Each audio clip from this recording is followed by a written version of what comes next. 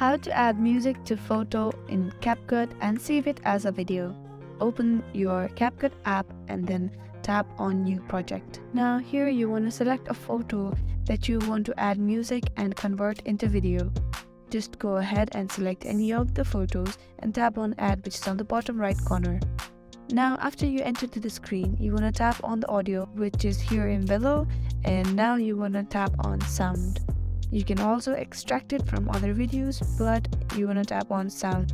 Then you can go ahead and select any of the song right here. When you tap on it, you'll enter the screen and you want to listen to the music, and if you like it, you want to tap on the plus sign and you have imported the music to your photo and it has been attached. You can also fade in and fade out the music by just tapping on it and doing the following procedure. You can split the excessive part and delete it, and to save it as a video you want to tap on the arrow which is on the top right corner, and that is how you add music into any of the photos and export it as video in CapCut. I really hope this video helped you out. Thank you so much for watching till the end.